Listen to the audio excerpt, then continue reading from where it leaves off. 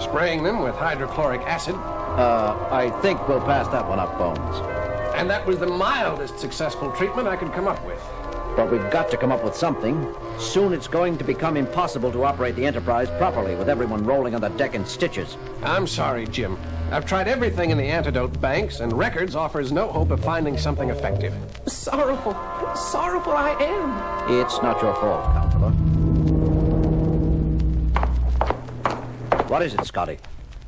I've had it, Captain. Half of my second shift is strapped in their bunks, shaking themselves apart with amusement. The other shifts aren't much better off. I cannot monitor the engines properly. The ship's general functions are going to pieces. Captain, I don't know what to do anymore. It's all so hopeless. I know, Scotty. How do you fight a microscopic joke? I don't know what to do. I'm at my wit's end. Take it easy, Scotty. Everything will be all right in the end. Possibly. If we assume it will not. What do you mean, Spock? You will notice that Mr. Scott is neither laughing nor scratching at himself, Dr. McCoy. Don't try to cheer me up, Mr. Spock. It's good of you, but I tell you, I haven't been this depressed since... Here, Dr. McCoy, what are you doing? Just taking a little skin sample, Mr. Scott. Don't pay any attention to me. You were saying? It's just that I haven't seen such a sorry state of affairs in engineering since I entered the service. People laughing themselves sick over nothing. The mistakes they make in reading simple gauges, it's enough to make a man cry. Excuse us a minute, Scotty. Jim, Spock, take a look at this. Don't stop, Scotty. We're still listening. It looks like the Meeges, but they've stopped moving. They're dead. But how? Why? Scotty? Yes, Captain. Have you exposed yourself to any strong radiation since the counselor came on board? Why, no, sir. Nothing like that. Why do you ask? You haven't worked in an irradiated chamber or handled any radiant materials? No, Captain. Only my usual duties. And they're definitely dead, Bones. I just don't understand how. Wait a minute, Jim. Counsel Hausnick, you confirmed that the Meeges were emotional parasites. You said they feed on happy thoughts and pleasant musings. That is correct, McCoy Doctor, sir, but... Now, don't you see, Jim, that's it. Mr. Scott's been so depressed and saddened from the beginning of the epidemic that his sadness overwhelmed his Meeges. He starved them to death for lack of laughter. Bones, I think you're right. You must be right. Captain, I didn't understand. That's okay, Scotty. Just keep on being miserable. Now hear this, all hands. This is the captain speaking. The plague of laughter which has infected the Enterprise is caused by a tiny bug called a Meege, brought up from the world below us. These invaders can be destroyed. They feed on laughter. Everyone is therefore directed to think only sad, unhappy thoughts. This is an order. Think of something terribly depressing, an illness in your family, childhood, anything which will make you want to cry. You know, Bones, that was the saddest order I've ever had to give. I realize that, Jim. It makes me want to cry, too. You two, stop it. You're only depressing me further. I do not believe depressing is wholly an accurate description in this case, Doctor.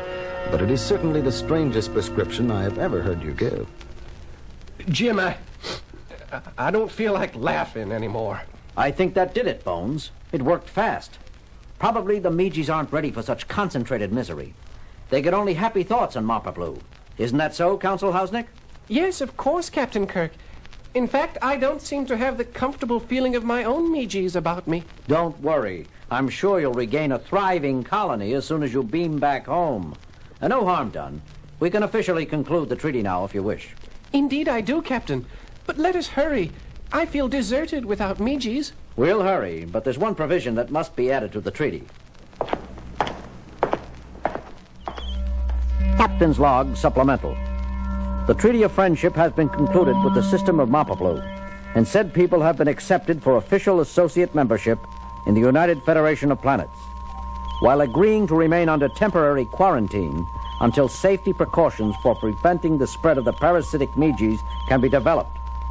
End log entry. Well, Bones, I think the Mappa Bluans have a lot to offer the Federation. From a distance, of course.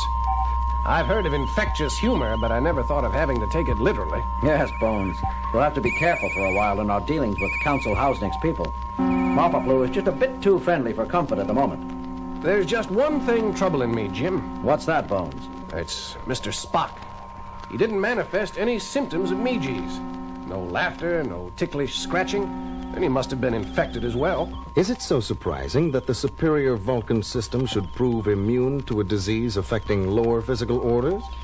But, Mr. Spock, I'm certain I heard you giggle. I beg your pardon, Lieutenant. You must be mistaken. No, I'm not. I distinctly heard you giggle. Spock? Giggling? Come on, Spock. Giggle for us again. Dr. McCoy, I do not, will not, and never have giggled. And now, if Lieutenant Uhura has had her fun, I have important work to attend to.